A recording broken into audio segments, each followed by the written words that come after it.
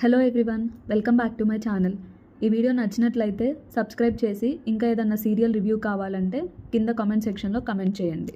ఈరోజు నిండు మనసులు ఎపిసోడ్ స్టార్టింగ్లో సిద్ధు ప్రేరణతోటి ఇలా అంటాడు, ఆ విజయేంద్ర గాడు దేనికో లొంగిపోయాడు, అదేంటో తెలుసుకొని పెళ్ళిని ఖచ్చితంగా ఆపుతాను అని అంటాడు.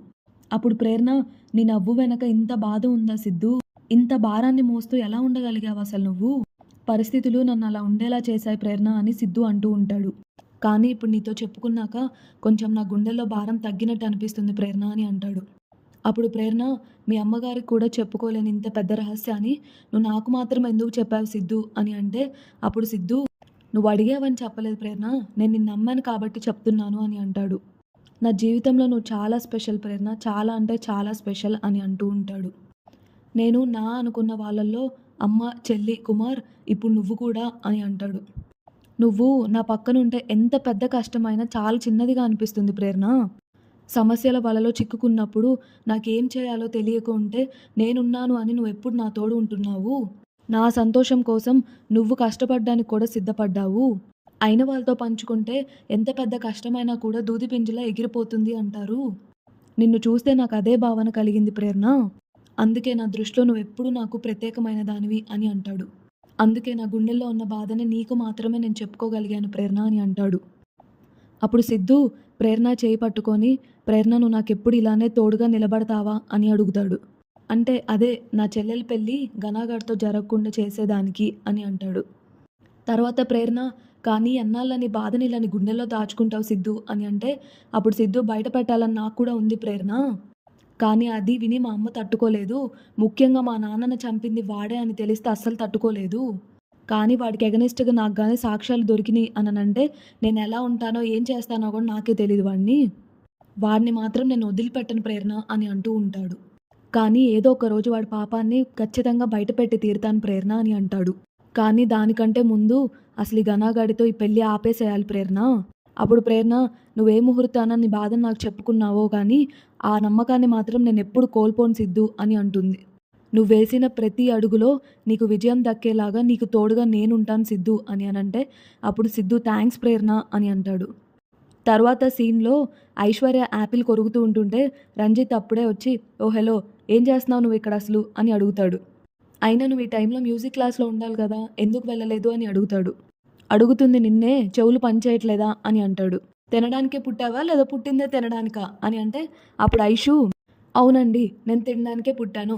ఉదయం బ్రేక్ఫాస్ట్ చేస్తాను, ఆఫ్టర్నూన్ లంచ్ చేస్తాను, ఈవినింగ్ స్నాక్స్ తింటాను, నైట్ డిన్నర్ తింటాను, ఇప్పుడైతే ఏంటి అని అంటూ ఉంటుంది. నా పనే తినడం, అసలు మీకేంటి అని అంటుంటే అప్పుడు రంజిత్, అవునా, అన్నీ అయిపోయాక ఇంట్లో వస్తువులు కూడా తినడం మొదలుపెట్టు అని అంటాడు. అసలు నువ్వేం తింటే నాకేంటి, ఫస్ట్ ఇన్స్టిట్యూట్ ఎందుకు వెళ్ళలేదు అది చెప్పు అని అంటే, అప్పుడు ఐశ్వర్య, నా ఇష్టం అండి, నేను ఇన్స్టిట్యూట్కి వెళ్తాను, ఇంకెక్కడికైనా వెళ్తాను, మీకేంటి అసలు అని అడుగుతుంది. అప్పుడు రంజిత్, నువ్వు నా ఇంట్లో ఉంటున్నావు అది మర్చిపోకు అని అంటే, అప్పుడు ఐషు, రెంట్ కడుతున్నాము, తమరు మర్చిపోకండి అది అని అంటే, అప్పుడు రంజిత్, నీ మ్యూజిక్ క్లాస్కి ఫీజు కట్టింది నేను అని అంటాడు. అప్పుడు ఐషు, నేను తమరింట్లో పని చేస్తున్నాను అని అంటే, అప్పుడు రంజిత్, మాటకు మాట ఎదురు చెప్పడం బాగా నేర్చుకున్నావు అని అంటాడు. క్లాస్కి మాత్రం ఎందుకు వెళ్ళలేదో చెప్పట్లేదు అని అంటే, అప్పుడు ఐశ్వర్య, ఎందుకు చెప్పాలి, మీరేమన్నా అన్నీ నాకు చెప్తున్నారా ఏంటి అని అడుగుతుంది. అప్పుడు రంజిత్, నేనేం చెప్పలేదు అని అంటే, అప్పుడు ఐషు, ఏమీ తెలియనట్టు అన్నీ మర్చిపోయినట్టు యాక్టింగ్ చేయకండి అని అంటుంది. అప్పుడు రంజిత్, యాక్టింగ్ ఏంటి అని అంటే, అప్పుడు ఐషు, మీ విషయంలో నన్ను జోక్యం చేసుకోవద్దు అన్నప్పుడు నా విషయంలో మీరెందుకు జోక్యం చేసుకోవాలి అని అంటుంది. మీ విషయాలు ఏమీ నాకు తెలియనివ్వనప్పుడు నా విషయాలు మీకెందుకు చెప్పాలి అని అంటుంది. అప్పుడు రంజిత్, నేను మాట్లాడిన దానికి నీకు కోపం వచ్చిందా అని అంటాడు. అప్పుడు ఐషు, ఆ ఫోటోలో ఉన్నది మీ అమ్మ నాన్న అని డౌట్ వచ్చింది, అడిగాను, చెప్పలేదు కదా, తెలుసుకోవడానికి కూడా ట్రై చేయొద్దు అన్నారు కదా నన్ను అని అంటే, అప్పుడు రంజిత్, నువ్వు అనుకున్నంత చిన్న విషయం కాదది, చెప్పినా కూడా నీకు అర్థం కాదు అని అంటే, అప్పుడు ఐశ్వర్య, నేను అర్థం చేసుకుంటాను అని అంటుంది. చెప్పండి, మీరేది చెప్పినా నాకు అర్థమవుతుంది అని అంటే, అప్పుడు రంజిత్, అయినా నాకు చెప్పే ఉద్దేశం లేదు అని అంటాడు. అప్పుడు ఐశ్వర్య, చెప్పే ఉద్దేశం లేనప్పుడు ఎందుకు తింటున్నావు, ఎందుకు ఇన్స్టిట్యూట్కి వెళ్ళలేదు, ఇవన్నీ అడిగే హక్కు కూడా మీకు లేదు అని అంటుంది. అప్పుడు రంజిత్, ఆయనకి నాకు ఏం జరిగిందో నీకు తెలీదు అని అంటే, అప్పుడు ఐశ్వర్య, అందుకే కదా అడిగేది తెలుసుకుందామని అని అంటుంది. అప్పుడు రంజిత్, అది చాలా పెద్ద సమస్య, నా గురించి ఎవరికి ఎక్కడ నేను ఏది చెప్పుకోలేను, కానీ నీ అమాయకత్వాన్ని చూసి నేనేమీ అనలేకపోతున్నాను. అందుకే నా మాట విని నా మీద ఫోకస్ తగ్గించి సంగీతం మీద దృష్టి పెట్టు అని అంటాడు. బుద్ధిగా క్లాస్‌కి వెళ్ళు, బాగుపడతావు. లేకపోతే చాలా బాధపడతావని రంజిత్ అక్కడి నుంచి వెళ్ళిపోతాడు.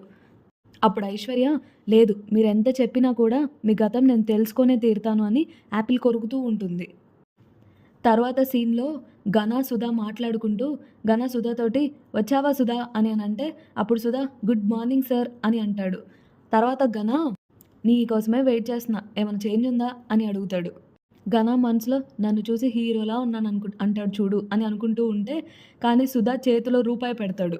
అప్పుడు ఘన ఏంటి సుధా ఇది ముష్టేసావా సుధా నాకు అని అంటే అప్పుడు సుధా రామ రామ నేను మీకు ముష్టేయడం ఏంటి సార్, మీరే కదా చేంజ్ ఉంది అని అడిగారు అని అంటే అప్పుడు ఘన నీకు అలా అర్థమైందా, నేను అడిగిన చేంజ్ చిల్లర గురించి కాదు, పెళ్ళి ఉంది కదా, నాలో పెళ్లి కళ కొట్టొచ్చినట్టు ఏమైనా కనిపిస్తుందా అని అడిగాను అని అంటాడు. నిన్నే అడుగుతుంది చెప్పు సుధా అని అంటే అప్పుడు సుధా నవ్వుతూ మంచి వెధవలా ఉన్నారు సార్ మీరు అని అంటాడు. అప్పుడు సుధా అని అంటే అప్పుడు ఘన ఏంటి నేను వెధవలా ఉన్నానా, నేను వెధవనా అని అంటాడు. అప్పుడు సుధా అవును సార్ మీరు ever green young and dynamic హీరోలా ఉన్నారు సార్ అని అంటాడు. అప్పుడు ఘన నాకు కూడా అలానే అనిపించింది సుధా అని అంటే సుధా మనసులో నువ్వు హీరో ఏంట్రా ఎప్పటికీ విలన్వే అనుకుంటాడు. తర్వాత ఘన సుధాతోటి సుధా పనులు ఎంతవరకు వచ్చాయి అని అంటే అప్పుడు సుధా పనులా సార్ మన స్టేషన్లో ఫైళ్ళన్నీ క్లియర్ చేసేసాను సార్ అండ్ మన స్టేషన్లో స్టేషనరీ అయిపోతే అవి కూడా ఆర్డర్ పెట్టాను సార్. అలాగే 402 లీడ్ కావాలన్నారు సార్, నేను మిమ్మల్ని అడిగి చెప్తానన్నాను అంటే ఘన సుధా అని అంటే అప్పుడు సుధా సార్ సార్ చెప్పండి అని అంటే నేను అడిగింది ఆ పనులు కాదు పెళ్లి పనుల గురించి అని అంటాడు. అప్పుడు సుధా పెళ్లి పనులా సార్, నేను ఇంకా మన స్టేషన్ పనులు అనుకున్నాను అని అంటే అప్పుడు ఘన ఏంటి సుధా నువ్వు మరీ ఇంత నాన్ సింక్లో ఉన్నావు అని అంటాడు. చూడు నా పెళ్లి పనులన్నీ నువ్వే దగ్గరుండి చూసుకోవాలి. అంతలోకి ఘన ఫోన్కి వర్ష కాల్ చేస్తుంది. అప్పుడు సుధా సార్ మీ ఫోన్ మోగుతుంది అని అంటే ఘన వెళ్ళి తీసుకొని రాపో నా ఫోన్ అని అంటాడు. అప్పుడు సుధా ఫోన్ తీసుకొని రావడానికి వెళ్తాడు. అప్పుడు సుధా ఫోన్లో ఉన్న కాంటాక్ట్ వర్ష అని చూసి ఏంటి వర్షనా ఈ అమ్మాయి ఎందుకు కాల్ చేస్తుంది అని అనుకుంటాడు. అప్పుడు ఘన దగ్గరికి ఫోన్ తీసుకొని వస్తే ఎవరు సుధా ఫోన్ అని అంటే సార్ వర్ష అంట సార్ అని అంటే అప్పుడు ఘన షాక్ అవుతాడు. అప్పుడు ఘన సుధా చేతుల్లో నుంచి ఫోన్ లాక్కొని మనసులో దీనికి అసలు పని పాటనే ఏం లేదు, ఎప్పుడు పడితే అప్పుడు ఫోన్ చేస్తూ ఉంటుంది అని అనుకుంటాడు. ఏంటి సుధా అలా చూస్తున్నావు అని అంటే సార్ వర్ష అంటే మీ నిశ్చితార్థం అప్పుడు వచ్చింది మీ ఫ్రెండే కదా సార్ అని అంటాడు. అవును అని ఘన అని అంటే మరి ఫ్రెండ్ ఫోన్ చేస్తే కట్ చేస్తారేంటి సార్ మాట్లాడకుండా అని అంటాడు. తర్వాత తీరిగ్గా మాట్లాడదామని సుధా అని అంటే అప్పుడు సుధా అంటే సార్ తర్వాత పర్సనల్గా మీరు ముద్దు ముచ్చట్లు అని అంటూ ఉంటే అప్పుడు ఘన కోపంగా సుధా అని అంటాడు. అప్పుడు సుధా ఓకే సార్ సారీ అని అంటాడు. అప్పుడు సుధా అవును సార్ తను మీ ఫ్రెండ్ అయినప్పుడు మీ గురించి అంతా తెలిసే ఉంటుంది కదా అని అడుగుతాడు. అదే సార్ ఫ్రెండ్స్ అన్న తర్వాత ఒకరి గురించి ఒకరు తెలుసుకుంటూ ఉంటారు కదా సార్ అని అంటాడు. అప్పుడు ఘన అయితే అని అంటే సుధా మరి మీ బెస్ట్ ఫ్రెండ్ అయినప్పుడు మీ గురించి అంత తెలిసినప్పుడు డైరెక్ట్గా మీ నిశ్చితార్థానికి కెఫేకి రాకుండా పోలీస్ స్టేషన్కి వెళ్ళి ఎందుకు సార్ అడిగి ఇక్కడికి వచ్చింది అని అడుగుతాడు. మన కానిస్టేబుల్ చెప్పారు సార్ తను రావడంతోనే ఎంతో చాలా టెన్షన్తో వచ్చిందంట అని అంటాడు. మీ నిశ్చితార్థం అని చెప్పగానే చాలా షాక్ అయిపోయిందంట సార్, ఇంకంతే అడ్రస్ తెలుసుకొని అదే టెన్షన్తో వెళ్ళిపోయిందంట సార్ స్టేషన్ నుంచి. సార్ నిజం చెప్పండి సార్ తను నిజంగా మీకు ఫ్రెండా లేదంటే అన్నానంటే అప్పుడు ఘన నవ్వుకుంటూ లేచి నీ మీద ఒట్టు సుధా తను నా క్లోజ్ ఫ్రెండే అని అంటాడు. అయినా ఎందుకు అలా అడిగావు సుధా అని అంటే అప్పుడు సుధా లేదు సార్ ఫ్రెండ్ అయితే డైరెక్ట్గా ఎంగేజ్మెంట్కి కెఫేకి రావాలి కానీ ఏదో నేరస్తుడిలాగా పోయి స్టేషన్కి వెళ్ళి అడగడం ఏంటి సార్ అని అంటుంది.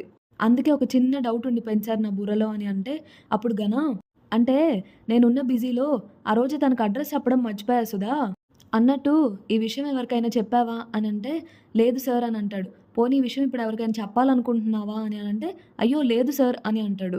ఎందుకు సార్ అలా అడుగుతున్నారు అని అంటే అప్పుడు ఘన ఏం లేదు ప్రేరణకి నీకు ఏదో సంబంధం ఉన్నట్టుంది కదా. అప్పుడు సుధా సార్ నేను మీ నీడని సార్, నన్ను మీరు అనుమానిస్తే మిమ్మల్ని మీరు అనుమానించుకున్నట్టే సార్ అని అంటాడు. అప్పుడు ఘన కొన్నిసార్లు మన నీడని మనమే అనుమానించుకోవాలి సుధా అని అంటాడు. ఆ రోజు సాహితిని కిడ్నాప్ చేసిన వాళ్ళ దగ్గరికి సడన్గా ప్రేరణని తీసుకొచ్చావు కదా, ఆ అనుమానంతోనే ఇప్పుడు నేను అడుగుతున్నాను. అప్పుడు సుధా అనుమానంతో ఏం అవసరం లేదు సార్, ఈ గుండెల్లో ఎప్పుడు మీరే ఉంటారు, కావాలంటే ఇప్పి చూపించమంటారా అని అంటే అప్పుడు ఘన ఆగు అవసరం లేదు, ఎందుకైనా మంచిది నా పెళ్ళైనంత వరకు నువ్వు నా పక్కనే ఉండు సుధా అని అంటాడు. తర్వాత సీన్లో ప్రేరణ ఇంట్లో ఉండి సిద్ధు చెప్పినవన్నీ ఆలోచిస్తూ, తండ్రి ఉన్న తన ప్రేమకి ఇంత దూరంగా ఉన్న నేనే ఇంత బాధపడుతుంటే, చిన్నప్పుడే తన తండ్రికి దూరం అయ్యి ఇప్పుడు తన తల్లి ప్రేమకు కూడా దూరం అవుతున్న సిద్ధు ఎంత బాధపడుతున్నాడో అని అనుకుంటూ ఉంటుంది. ఒక ఫ్రెండ్గా సిద్ధుకి నేను తన తల్లి ప్రేమ అయినా దక్కేలాగా చేయాలి. తర్వాత సుధా ప్రేరణ కోసం వస్తే, ప్రేరణ మామయ్య మీకోసమే వెయిట్ చేస్తున్నాను, వర్ష గురించి ఏమైనా తెలిసిందా అని అడుగుతుంది. అప్పుడు సుధా తెలియడమే కాదమ్మా అనుమానం కూడా వేసింది అని అంటాడు. అప్పుడు ప్రేరణ కాస్త అర్థమయ్యేలా చెప్పండి మామయ్య అని అంటుంది. అప్పుడు సుధా నువ్వు వర్ష గురించి తెలుసుకోమని చెప్పగానే ఒక ఊహించని ట్విస్ట్ ఒకటి జరిగిందమ్మా అని అంటే, అప్పుడు ప్రేరణ ఏంటది మామయ్య అని అడుగుతుంది. అప్పుడు సుధా చెప్తానమ్మా, ఆ ఘనాగాడు నిశ్చితార్థం జరిగిన రోజున ఆ వర్ష డైరెక్ట్గా మా స్టేషన్కే వచ్చిందంట. రావడం టెన్షన్గా ఆ ఘన గురించి అడిగిందంటమ్మా. వాడు నిశ్చితార్థం అని మా కానిస్టేబుల్ చెప్తే వర్ష చాలా షాక్ అయిందంట. వెంటనే అడ్రస్ అడిగి తెలుసుకొని టెన్షన్గా వెళ్ళిపోయిందంట అక్కడి నుంచి. అప్పుడు ప్రేరణ అయినా వర్ష తన క్లోజ్ ఫ్రెండ్ అని ఘనా చెప్పాడు కదా, ఎంగేజ్మెంట్ అని కూడా తెలీదా తనకి అని అంటుంది. అప్పుడు సుధా అవునమ్మా ప్రేరణ, నాకు కూడా అందుకే డౌట్ వచ్చి డైరెక్ట్గా ఘనాగాడినే అడిగేశాను. ప్రేరణ ఏమన్నాడు మరి అని అంటే, అప్పుడు సుధా వాడేమంటాడు, నేను బిజీగా ఉన్నాను అందుకే లొకేషన్ చెప్పడం మర్చిపోయానని చెప్పాడు అని అంటాడు. కానీ నాకెందుకో వాడు అబద్ధం చెప్పాడమ్మా అని అనిపిస్తుందమ్మా అని అంటాడు. నాకు కూడా వాళ్ళిద్దరి మధ్య ఉన్న ఫ్రెండ్షిప్ నమ్మబుద్ధి కావట్లేదు మామయ్య. కానీ అటు వర్ష కానీ ఇటు ఘన కానీ ఎవరూ చెప్పట్లేదు వాళ్ళిద్దరి మధ్య సంబంధం ఉందే ఏముందా అని. ఎంత అడిగినా కూడా మేము ఫ్రెండ్స్ అనే అంటున్నారు. అప్పుడు సుధా అప్పటికీ ఆ ఘనాగాడిని అడిగి చాలా తెలుసుకుందామని ట్రై చేశానమ్మా, కానీ వాడికి నా పైన డౌట్ వచ్చింది. వెంటనే నేను కవర్ చేశాను కాబట్టి సరిపోయింది, లేకపోతే పరిస్థితి ఇంకోలా ఉండేది. ఏది ఏమైనా వాళ్ళిద్దరు ఏదో దాస్తున్నారని మాత్రం అనిపిస్తుందమ్మా నాకు అంటే, అప్పుడు ప్రేరణ నాకు కూడా అలానే అనిపిస్తుంది మామయ్య, కానీ ఆ ఘన గురించి ఎలా నిరూపించాలనే విషయమే నాకు తెలియట్లేదు. అప్పుడు సుధా ఈ విషయం గురించి నేను డీప్గా వెళ్తే ఆ ఘనాగాడికి నా మీద ఉన్న అనుమానం నిజమని తీరుతుందమ్మా. అది నీకే ప్రమాదం అమ్మా. వాడికి అనుమానం రానంత వరకు నేను నీకు ఏ హెల్ప్ అయినా చేస్తాను. కానీ ఆ ఘనాగాడికి నీ మీద ఉన్న కోపంతో నువ్వు ఈ విషయాల్లో ఇన్వాల్వ్ అయ్యావని తెలిస్తే పాత విషయాలన్నీ బయటికి తెచ్చి నిన్ను ఇంకా ఇబ్బంది పెడతాడమ్మా అని అంటూ ఉంటాడు. ఎందుకైనా మంచిదమ్మా నువ్వు కాస్త జాగ్రత్తగా హ్యాండిల్ చేయనంటే, అప్పుడు ప్రేరణ సరే మామయ్య అని అంటూ ఉంటుంది. అమ్మ ప్రేరణ, నువ్వు కష్టాల్లో ఉండి కూడా ఒక సాటి ఆడదానికి హెల్ప్ చేయాలని చూస్తున్నావు కదా, అందుకే నాకు తగినంత సాయం నేను చేస్తాను. కానీ ఒకటి మాత్రం నిజం ప్రేరణ, ఆ ఘనాగాడు ఈ పెళ్ళిని ఏదో దురుద్దేశంతోనే చేసుకుంటున్నాడు. లేకపోతే ఏంటమ్మా, ఆ విజయానంద్ ఎంత పెద్దవాడు, అలాంటి వాళ్ళ కూతుర్ని పెళ్లి చేసుకోవడానికి ఎంతోమంది కోటేశ్వర్లు లైన్లో క్యూలో ఉంటారు. అలాంటిది ఈ ఘనాగాడ్ లాంటి నీచుణ్ణి ఏరుకోరి మరి అల్లుడు చేసుకుంటున్నాడు అని అంటే ఏదో ఒక కారణం ఉంటుంది. ఆ విజయానంద్ బలహీనత ఏదో ఈ ఘనాగాడికి తెలిసుండాలి. లేకపోతే ఆయన బలం ముందు ఈ ఘనాగాడు ఎంత అసలు అని అంటే, అప్పుడు ప్రేరణ సిద్ధు మాట్లాడింది గుర్తు తెచ్చుకుంటుంది. సుధా జాగ్రత్త అమ్మ ప్రేరణ అని చెప్పి అక్కడి నుంచి వెళ్ళిపోతాడు. తర్వాత ప్రేరణ వర్ష వాళ్ళ ఇంటికి వచ్చి, వర్ష నేను నీతో కొంచెం మాట్లాడాలి అని అంటే, అప్పుడు వర్ష కొత్తగా ఏం మాట్లాడతారు, ఎప్పట్లాగే ఘన గురించి చెడుగా చెప్తావు అంతే కదా అని అంటుంది. ఎందుకు ప్రతిసారి ఇలా వచ్చి నన్ను విసిగిస్తున్నావు అని అంటుంది. అప్పుడు ప్రేరణ నేను నిన్ను విసిగించడం లేదు, ఘన విషయంలో జాగ్రత్తగా ఉండమని చెప్తున్నాను అని అంటుంది. నా ఫ్రెండ్ విషయంలో నేను ఎలా ఉండాలో మీరు నాకు చెప్పాల్సిన అవసరం లేదు, అసలు నిజంగా మీ మధ్య ఉంది ఫ్రెండ్షిప్పేనా అని అంటే, అప్పుడు వర్ష ఫస్ట్ నుంచి మీకు చెప్తుంది అదే కదా, మేము ఓన్లీ ఫ్రెండ్సే అని అంటుంది. ప్రతిసారి ఎందుకు చెప్పిందే మళ్ళీ అడుగుతారు అని అంటే, అప్పుడు ప్రేరణ నిజంగా మీ మధ్య ఉంది ఫ్రెండ్షిప్ అయితే పర్లేదు, కానీ అంతకు మించి ఉంటే మాత్రం నువ్వు ప్రమాదంలో పడతావని అంటుంది. అప్పుడు వర్ష ఘనాతో నాకు ఎటువంటి ప్రాబ్లం ఉండదు, అతను నాకు జస్ట్ ఫ్రెండ్ అందంటే, అప్పుడు ప్రేరణ సూటిగా నా కళ్ళల్లోకి చూసి చెప్పు అదే మాట అని అంటుంది. అప్పుడు వర్ష నేను చెప్పేది నిజమే అండి, నమ్మితే నమ్మండి లేకపోతే లేదు నాకేంటి అని అంటుంది. నాకు నిద్ర వస్తుంది మీరు ఇంక ఇక్కడ నుంచి వెళ్ళిపోండి అని అంటే, అప్పుడు ప్రేరణ నువ్వు చెప్పే ప్రతి అబద్ధం రేపు నీ జీవితాన్నే నాశనం చేస్తుంది అని అంటుంది. అవును వర్ష, తన అవసరం కోసం తన మాయ మాటలతో నిన్ను మభ్య పెడుతున్నాడు, నువ్వు తనని నమ్మితే మాత్రం ఖచ్చితంగా మోసపోతావు అని అంటే, అప్పుడు వర్ష మీరు ఇంకా ఆపుతారా, ఇప్పుడు నన్ను ఆపావు సరే, రేపు ఘనాతో సాయితీ పెళ్ళి ఆపుతావా మరి నువ్వు అని అంటాడు. నిశ్చితార్థం ఆగిపోయినా ఘన సాయితీని పెళ్లి చేసుకోవడానికి ఫిక్స్ అయ్యాడు, అది తెలుసా నీకు అని అంటుంది. వర్ష నీకు తెలియకుండా చాలా జరుగుతున్నాయి, అందుకే ఇప్పటికైనా మీ ఇద్దరి మధ్య ఏముందో నిజం చెప్పు అని అంటుంది. అప్పుడు వర్ష అంతా ఆలోచించుకొని, లేదు ఘన గురించి నేను నిజం చెప్పకూడదు అని మనసులో అనుకొని, చూడండి చెప్పిందే చెప్పడానికి మీకు ఓపిక ఉందేమో కానీ నాకు లేదు అని అంటుంది. నీ ఫోన్ నెంబర్ ఇవ్వు అని అంటే వర్ష నేను ఇవ్వను అని అంటుంది. అప్పుడు ప్రేరణ తన ఫోన్ నెంబర్ రాసి, ఇదిగో నీకెప్పుడు ఏ అవసరం ఉన్నా నాకు కాల్ చేయొచ్చు అని తన ఫోన్ నెంబర్ ఇస్తుంది. తర్వాత ప్రేరణ అక్కడి నుంచి వెళ్ళిపోతుంది. అప్పుడు వర్ష, ఇప్పుడు కాకపోయినా ఘన ఎలాంటి వాడో నీకు తర్వాత అయినా తెలుస్తుంది అని వర్ష అనుకుంటుంది.